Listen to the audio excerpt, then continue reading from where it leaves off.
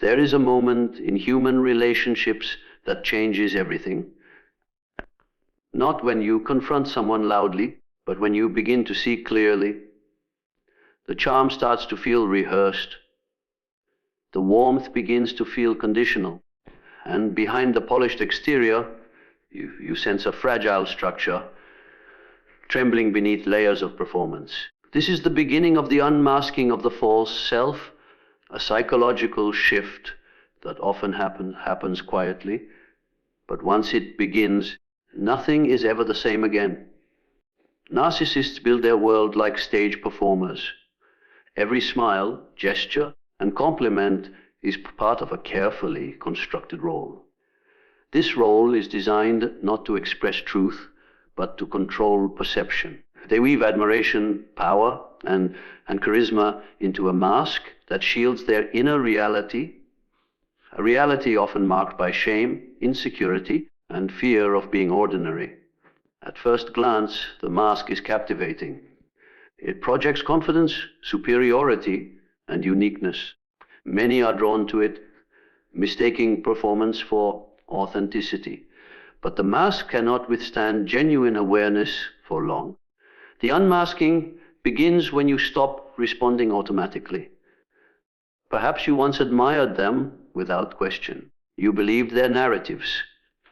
You overlooked inconsistencies because their image was so convincing. But over time, subtle cracks start to appear. Their stories don't fully align. Their reactions become disproportionate. You notice moments where their eyes betray their words, where their kindness feels strategic rather than sincere. These are not loud revelations, they are quiet observations that begin to gather weight inside you. At this stage, confusion often arises. You might wonder if you are imagining things. Their charm can still resurface, and they may double down on their performance, sensing that your perception is shifting. They might suddenly become extra generous, extra flattering, or unusually attentive, not out of genuine care, but as a tactic to reinforce the illusion. Narcissists are acutely sensitive to changes in how they are perceived. They monitor the emotional landscape of their environment, like skilled actors watching an audience, adjusting their script to keep control of the narrative. The more aware you become, the more their performance starts to lose its power. You stop reacting in predictable ways. You question their motives, not out of suspicion, but out of clarity. You start seeing the difference between their mask and their true emotional landscape, and this is where fear begins to take root within them. The mask exists to protect the fragile self beneath it. It is a defense against shame, inadequacy, and the unbearable idea of being seen as flawed. When you look past the mask, you threaten the very structure they rely on to navigate the world. Unmasking does not happen through confrontation. It happens through perception. It is your awareness, not your words, that begins to dismantle the illusion. Narcissists depend on your belief in their false self. Without it, their power weakens. This is why many react defensively, angrily, or even with sudden coldness when they sense they are being seen too clearly. Your gaze becomes like a mirror, reflecting their own hidden reality back at them. And that reflection is something they have spent their entire lives avoiding. One of the most striking aspects of this process is how subtle it can be. You don't need to declare, "I see through you." You simply stop participating in the performance. You stop feeding the mask with unquestioned admiration or emotional investment. You become emotionally neutral, observing rather than reacting. This neutrality is unsettling for them. Their entire identity relies on evoking strong responses: adoration, envy, submission, even fear. When you offer none of these, their control begins to slip, and they experience a quiet panic masked as irritation, withdrawal, or sudden hostility. Their greatest fear is exposure, not exposure in the public sense, but the intimate kind, where another person sees their emotional reality without the layers of pretense. To them, this is psychologically dangerous. Their false self is not just an act, it is a shield they believe is necessary for survival. They have spent years perfecting this shield, convincing themselves and others of its truth. But when someone sees beyond it, that shield begins to crack, and they are forced to face their own reflection, something they cannot easily tolerate. This is why they often retaliate, deflect, or attempt to distort your perception again. They may accuse you of being paranoid, overly sensitive, or ungrateful. They may create new illusions to distract you, offering emotional highs and lows to destabilize your awareness. Their goal is not to connect authentically, but to reestablish control over how you perceive them. If they can make you doubt yourself, they regain power. But if your awareness remains steady, the mask continues to crumble in subtle ways, and they know it. The unmasking of the false self is not about changing them. It is about changing how you see. Once the mask falls in your perception, their behavior becomes predictable, their emotional manipulation transparent, and their authority over your internal world weakens. You begin to understand that the power they once held was never real. It was borrowed from your belief in their performance. And when that belief fades, the stage lights dim, the script loses its force, and the actor is left standing without a role to play. What follows is often a shift in the relationship dynamic. They may attempt to tighten their grip, intensify their tactics, or retreat entirely. They may look for new audiences, new admirers who will believe the performance without question. But within you, something irreversible has happened. You have seen behind the mask. And once that awareness awakens, it cannot be unseen. There is a kind of power that does not announce itself with loud declarations, dramatic gestures, or dominance. It doesn't rely on manipulation or control. It doesn't seek validation through approval or fear. It simply exists, steady, unshakable, and quietly transformative. This is the silent authority of inner stability, and it is one of the few forces that can truly disarm narcissistic behavior without confrontation or aggression. Narcissists thrive in environments of emotional volatility. Their power depends on creating imbalances, provoking reactions, stirring confusion, and controlling narratives through intensity. When they can predict your emotions and manipulate your responses, they feel secure in their dominance. But when they encounter someone whose emotional center is grounded, someone who doesn't react on cue, their strategies begin to falter. They rely on your instability to maintain their control. Without it, their power loses traction. Inner stability is not emotional numbness. It is a deep, calm presence within yourself, a state where your sense of worth no longer fluctuates based on others' approval or disapproval. It is built through self-awareness, emotional regulation, and an unwavering connection to your own values. When you cultivate this inner stillness, you stop being emotionally hookable.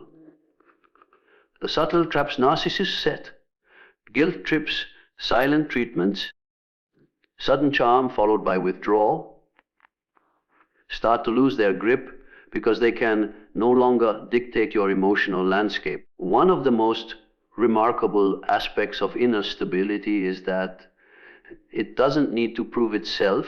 Narcissists often operate through loud displays of power, using exaggeration, storytelling, and social posturing to project superiority. In contrast, true stability is quiet. It is expressed in how you carry yourself, how you respond instead of react, and how you maintain clarity even when chaos surrounds you. This calmness unnerves those who seek control because they cannot provoke the emotional storms they rely on to stay dominant. They might try to intensify their tactics at first. When they see that their usual methods, guilt, flattery, intimidation, don't sway you, they push harder. They may test your boundaries repeatedly, searching for emotional weaknesses. But when your responses remain consistent, measured, and emotionally grounded, something shifts. Their psychological hooks cannot latch onto a calm surface. Your stability reflects their instability back to them, and this mirror effect can be deeply unsettling for them. Inner stability comes from understanding your own triggers and learning how to regulate them. Narcissists are often skilled at detecting insecurities and exploiting them. They know how to push emotional buttons to make you doubt yourself, defend unnecessarily, or over-explain. But when you've done the inner work to recognize these patterns, you begin to respond differently. Instead of defending, you pause. Instead of reacting impulsively, you observe. Instead of getting caught in their emotional game, you stay anchored in your own truth. This shift doesn't require grand speeches or visible resistance. It's subtle, but its impact is profound. Another crucial element of silent authority is detachment from the need to control outcomes. Narcissists often keep others trapped in psychological games by making them chase clarity, closure, or approval. When you stop chasing these things then and focus instead on your own emotional alignment, you remove yourself from their control loop. Your well-being no longer depends on their validation, and that independence threatens the foundation of their influence. They cannot manipulate someone who isn't trying to win their approval or avoid their disapproval. Your presence begins to change the dynamic. Imagine standing in the middle of a storm, but remaining unmoved. The winds can howl, the waves can crash, but your stance doesn't shift. This isn't arrogance or emotional shutdown. It's clarity and strength. Narcissists expect others to bend to their emotional currents, to become reactive and unstable when pushed. When you don't, they lose one of their primary tools, predictability. Predictable reactions allow them to orchestrate control. Unpredictable calmness leaves them unsure, sometimes even disoriented. Silent authority also reshapes how conversations unfold. Narcissists often dominate discussions through interruptions, emotional highs and lows, or redirecting the focus to themselves. When you remain calm and centered, their attempts to derail interactions lose effectiveness. You don't get swept into defending every accusation or appeasing every demand. You choose your words deliberately, or sometimes choose silence altogether. Your restraint is not weakness, it's strategy. It communicates that you are not dependent on their emotional cues to find your own footing. The psychological impact of this stability on them can be significant. Many narcissists derive a sense of power from watching others become flustered, apologetic, or submissive. When you refuse to enter that script, you are, in essence, removing the stage they perform on. They may grow irritated, confused, or even temporarily retreat as they reassess their approach. But they cannot maintain dominance in the presence of someone whose inner world they cannot shake. This kind of authority doesn't need to fight back because it doesn't accept the premise of the narcissist's game in the first place. It doesn't rise to every bait, doesn't respond to every provocation, and doesn't let fleeting emotions dictate actions. It's a stable, enduring presence that communicates without words. You don't control me. Cultivating this state takes time and self-awareness. It requires confronting your own fears, insecurities, and emotional wounds so that they cannot be weaponized against you. It involves building boundaries not out of hostility, but out of respect for your inner peace. And most importantly, it demands consistency.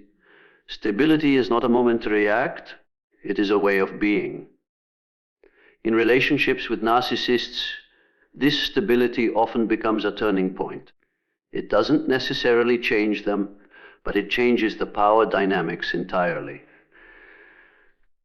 Their control depends on your emotional reactions. When those reactions no longer come on command, the entire psychological structure they've built begins to lose its force.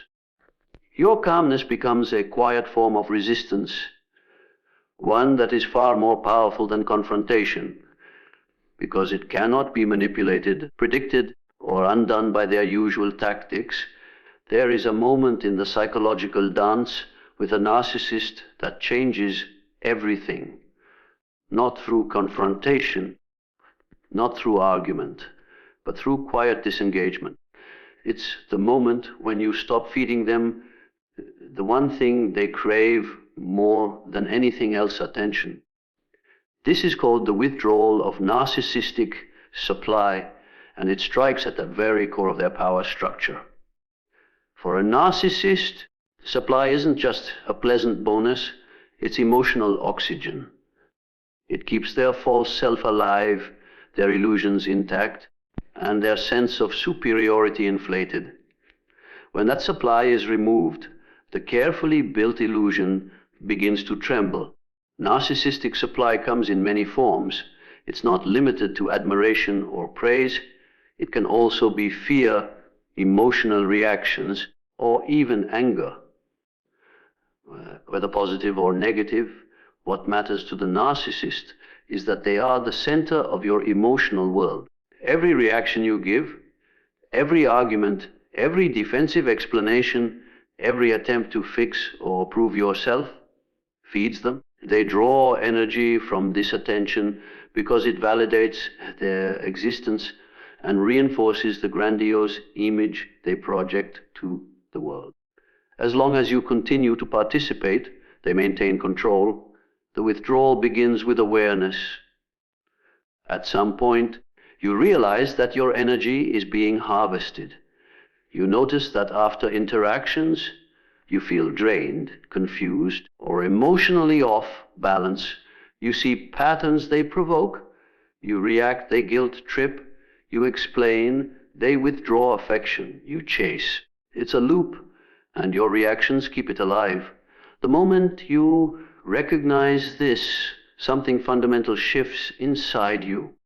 You begin to understand that their power doesn't come from some innate strength. It comes from your participation. Withdrawing supply doesn't always mean cutting all contact instantly. Sometimes it begins subtly. It starts when you stop reacting the way they expect. You give shorter, more neutral answers. You don't defend yourself against manipulative accusations. You stop explaining your worth to someone determined not to see it. You stop chasing emotional clarity from someone who thrives on keeping you in confusion. This quiet shift often alarms the narcissist more than direct confrontation ever could. They notice the difference almost immediately because they are finally attuned to the flow of attention. When you stop feeding their ego, they experience a kind of psychological panic. Their identity depends on constant external reinforcement. Without it, they are forced to confront the emptiness beneath their grandiose mask. This is not something they do consciously or willingly. It happens instinctively. The sudden silence where your reactions used to be feels threatening. They may interpret it as rejection, betrayal, or loss of control. This is often the moment when their behavior escalates. One common reaction is the intensification of tactics. They might suddenly become overly charming, giving you the kind of attention and affection they once used to draw you in. They may love, bomb you, making grand promises or acting as if they've changed overnight. This isn't genuine transformation. It's a strategy to re-establish the flow of supply.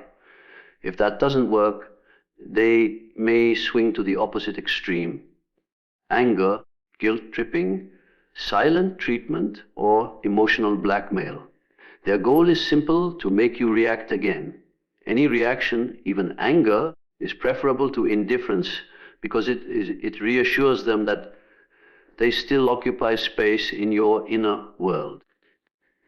This phase can be difficult for you emotionally because the narcissist behavior often becomes unpredictable. There's a push and pull, a sudden intensity followed by coldness designed to destabilize you. This is where your clarity and emotional discipline become crucial. They are testing whether your withdrawal is real or temporary. They want to know if they can still push the right buttons to pull you back in. If you falter, the cycle resets and the illusion of control is restored. But if you maintain your quiet detachment, the dynamic begins to unravel. Another reaction you might encounter is devaluation and smear tactics. When they realize they can no longer extract supply from you directly, some narcissists attempt to damage your reputation or turn others against you. This isn't always out of malice. It's often driven by desperation to regain a sense of importance. If they can no longer control how you see them, they may try to control how others see you. This stage can be emotionally challenging, but it's also revealing. It shows how dependent their identity is on external validation. The withdrawal of supply doesn't just expose their tactics, it exposes their fragility. Narcissists often present themselves as powerful, untouchable figures, but beneath that facade lies a deep emotional dependence on others to sustain their false self. Without consistent supply, they experience something akin to psychological withdrawal. It can manifest as irritability, rage, depression, or frantic attempts to secure new sources of attention. They may quickly redirect their energy toward new people who haven't yet seen behind the mask. This is why many narcissists move rapidly from one relationship or social circle to another. They need a constant stream of fresh supply to maintain their inflated image. For you, this stage is both liberating and unsettling. There's a sense of reclaiming your emotional energy, of stepping out of the exhausting loop.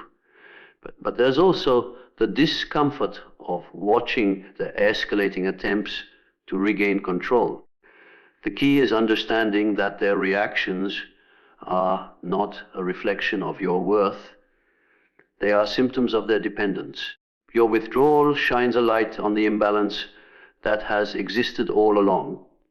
Emotionally, this process requires strength because narcissists are skilled at exploiting guilt, fear, and empathy.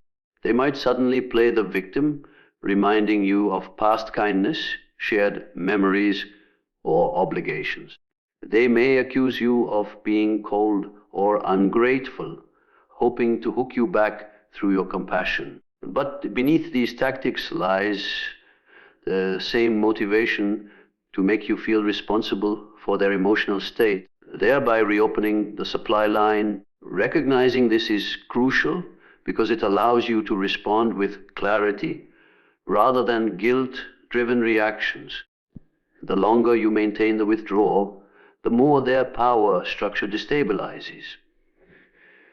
They may eventually redirect their focus elsewhere, not because they've accepted accountability, but because they need new sources to sustain their identity. What remains for you is a newfound space, mental, emotional, and spiritual, that was once occupied by their constant demands for attention. It is in this space that true healing and clarity begin to emerge, because your energy is no longer being siphoned to sustain someone else's illusion. There are moments in human interactions that carry an invisible intensity, a tension that doesn't need words to be felt. You look at someone and something shifts in the air, not because of what you said, but because of what your presence reflects back to them. This is the essence of the shadow mirror effect, a psychological phenomenon that occurs when your authenticity, awareness, or emotional clarity unconsciously mirrors the hidden parts of another person's psyche. For narcissists, this effect can be particularly unsettling because it brings their buried insecurities, fears, and unresolved wounds into the light, often without you intending to. The shadow mirror effect begins with the simple act of being fully yourself. When you stop playing roles to please others, when you no longer shrink to avoid tension, when you stand calmly in your truth, something powerful happens. Your presence itself becomes a mirror, reflecting not just the surface, but the deeper layers people often keep hidden, even from themselves. For most individuals, this reflection can be uncomfortable, but ultimately liberating. But for narcissists, whose entire identity depends on denying and concealing their shadow, this mirror feels threatening. Narcissists spend much of their lives constructing and defending a false self, a grandiose persona built to mask their deep-seated feelings of inadequacy, shame, and vulnerability. This false self thrives as long as the environment supports the illusion. But when someone with psychological insight or strong inner stability enters the picture, that person unknowingly disrupts the narcissist's emotional ecosystem. Your authenticity functions like a psychological spotlight. It doesn't attack, it doesn't expose loudly, but it illuminates what they have worked tirelessly to keep in darkness.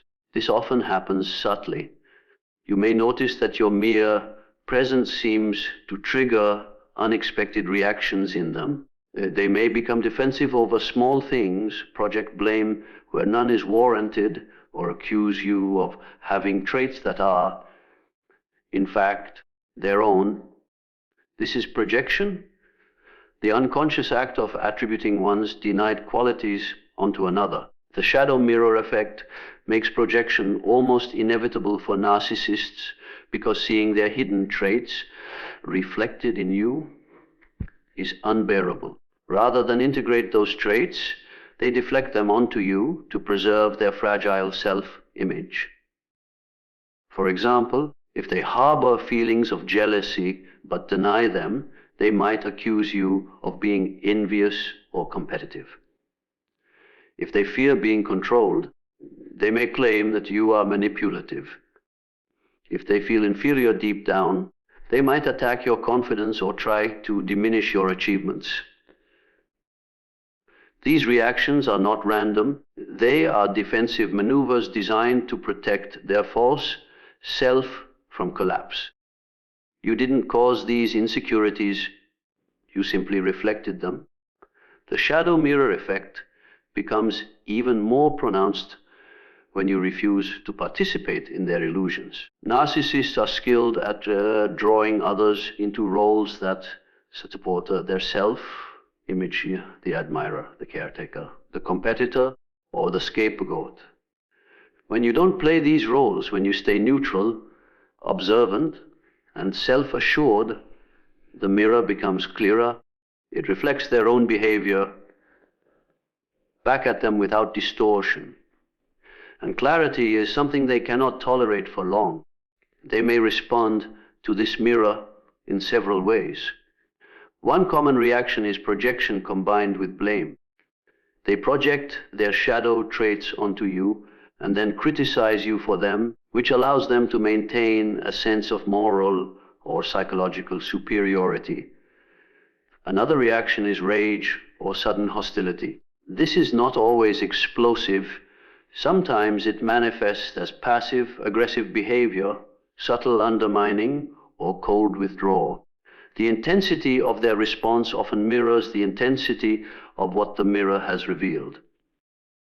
In some cases, they attempt to shatter the mirror by discrediting you. They may gossip, twist narratives, or portray you as unstable or untrustworthy to others.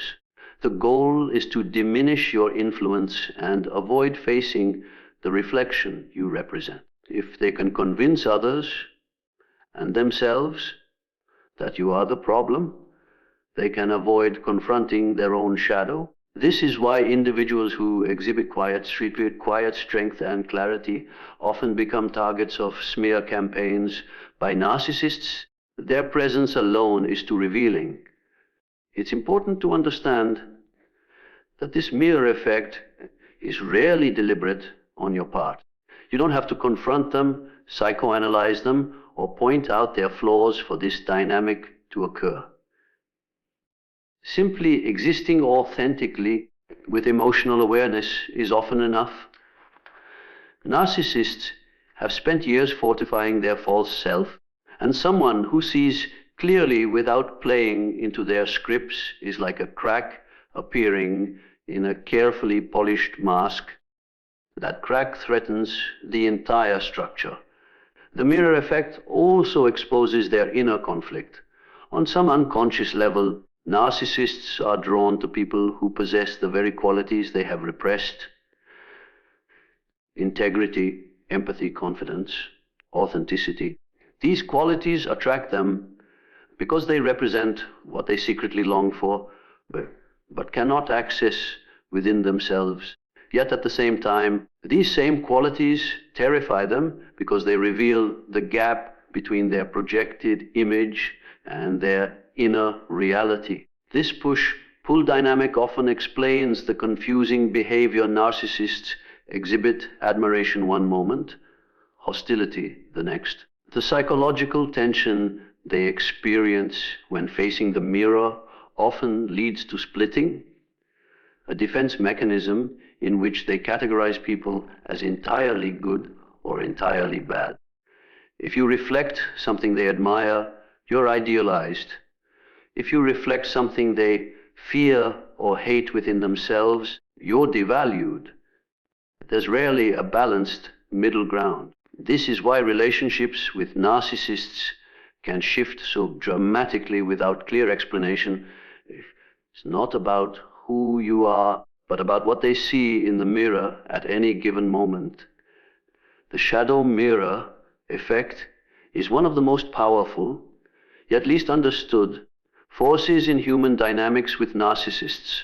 It explains why certain individuals trigger intense emotional reactions without doing anything overtly provocative. It explains why narcissists sometimes retreat from relationships that feel too real, or attack people who remain calm and clear.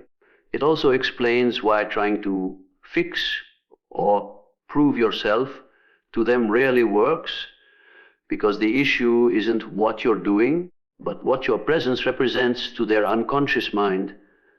This dynamic can be both enlightening and unsettling for you.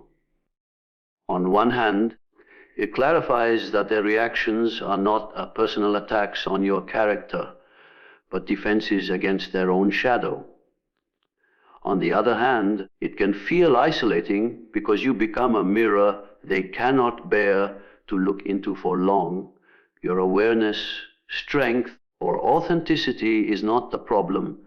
It's the catalyst that brings their inner conflict to the surface, where they can no longer fully control it. There is a quiet kind of power that doesn't rely on force, persuasion, or emotional games. It doesn't need to prove itself through dominance or retreat into silence to gain control. It simply exists through clarity, consistency, and self-honoring presence. This is the power of boundaries and self-respect, a psychological force that narcissists find deeply unsettling because it represents something they cannot easily infiltrate or control. Boundaries are not walls to keep people out. They are gates that define where you end and where another begins. And self-respect is the internal compass that keeps those gates strong, even in the face of manipulation. Narcissists thrive on blurred lines. They test limits repeatedly to see how far they can push, how much emotional energy they can extract, and how effectively they can make others doubt their own sense of self. Their power is built not just on what they do, but on how others respond. When your boundaries are vague, inconsistent, or driven by guilt, they sense it. They adjust their tactics, probe for weak spots, and exploit the spaces where your self-respect wavers. This is why establishing clear boundaries is not just a defensive act, it's a reclaiming of personal authority.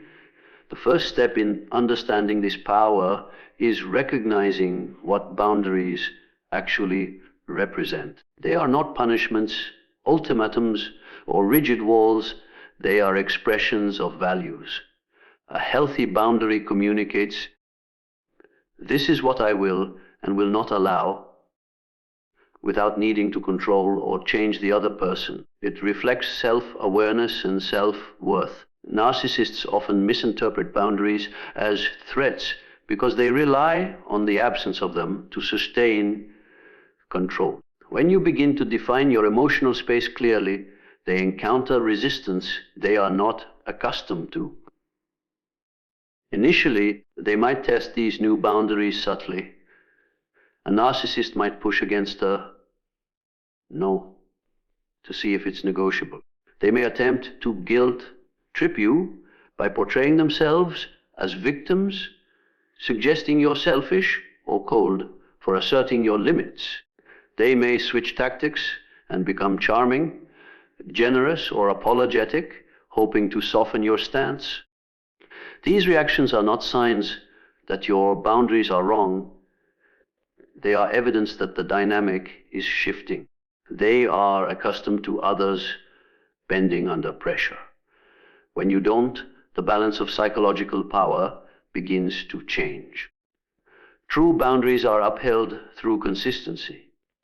It's not enough to state them, they must be lived. Narcissists are skilled at exploiting inconsistency, waiting for moments when emotional fatigue, confusion, or guilt make you falter.